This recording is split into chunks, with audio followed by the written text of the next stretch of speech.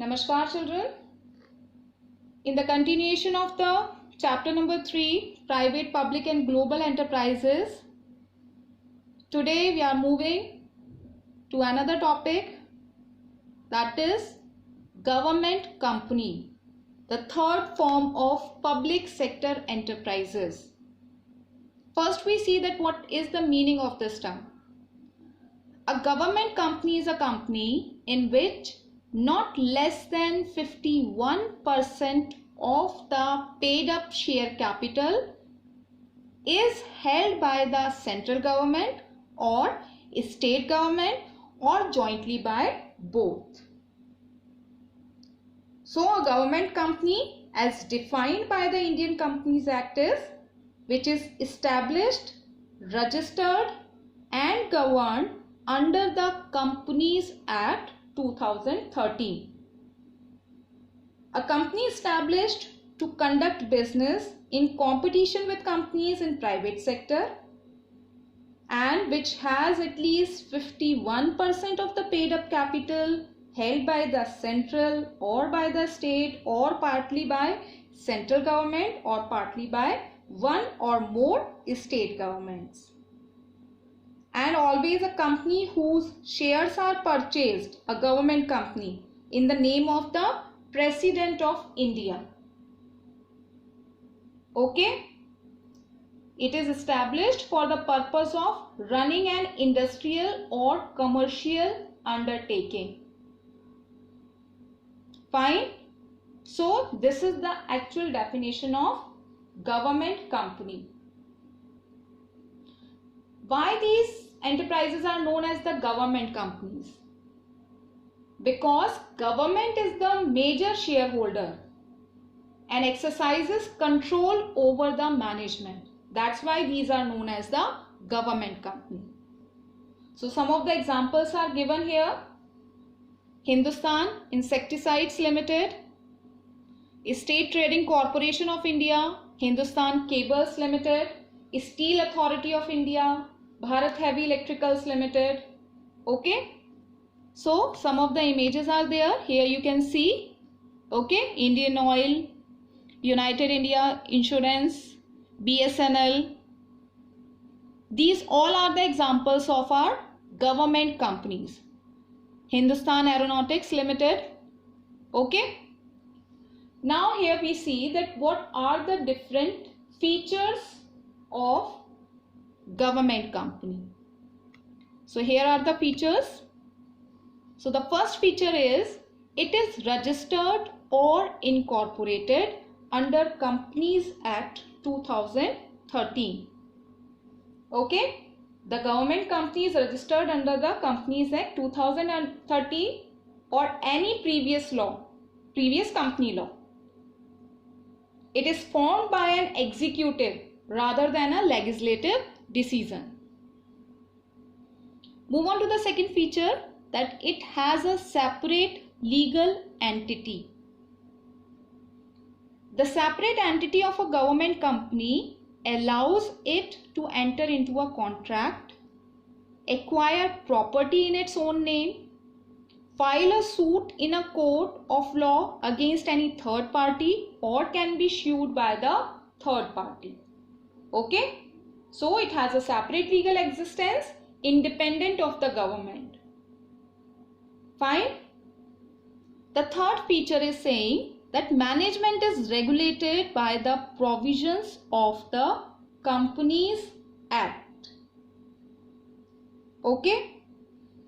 The management of the company is regulated by the provisions of the Companies Act like any other public limited company. It is managed by the board of directors nominated or appointed by the government. Fine.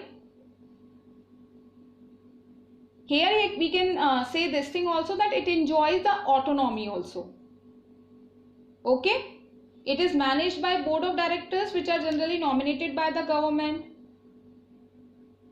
And the management is regulated by the provisions which are there in the Companies Act 2013. Move on to the next feature, which is employees are recruited and appointed as per the rules and regulations contained in memorandum and articles of association. Now here these two terms are there which are quite new for you. First we see these two terms beta will be there in your chapter number 7. I earlier also told you about this, but at least the definition of these two, that what are the meaning of these two terms, you should be aware. So memorandum of association is known as the main document of the company. Okay, in this document company generally defines the objects for which the company has established. Okay, so it is known as the main document for the outsiders, and in this document company generally defines the objects. The second document is articles of association. Articles of association defines the rules and regulations under which a company functions. It regulates the internal functioning of a company. Okay, so employees are recruited and appointed as per the rules and regulations contained in the memorandum of association and articles of association. Okay, so whenever we are talking about the employees or the workers who are working in this, so according to the rules and regulations which are pertaining in these two documents, so the appointment of the employee should be there according to it only. The next feature is the government company obtains its funds from government shareholdings and other private shareholdings. It can also raise funds from capital market. So at least 51% of the capital is raised by issuing shares to the state or to the central government. And the shares of a government company are purchased in the name of the President of India. The government company raises its funds from government shareholdings, private shareholders and capital market. Okay. So 51% of the capital of the company is contributed by the state or central government, while the rest can be raised from the capital market. Okay.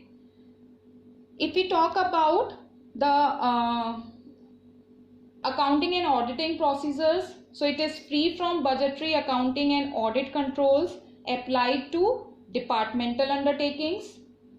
However, an annual report is to be presented in the parliament or the state legislature by the auditor, which are generally appointed by the central government. Okay. And the government companies present their annual reports in the parliament.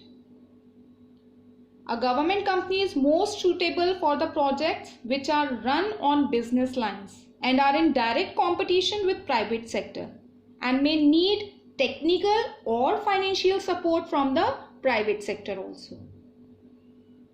Okay. So these are the different features of the government company. In the next session, we'll do the merits and the limitations of the government company. Till then, just do the given worksheet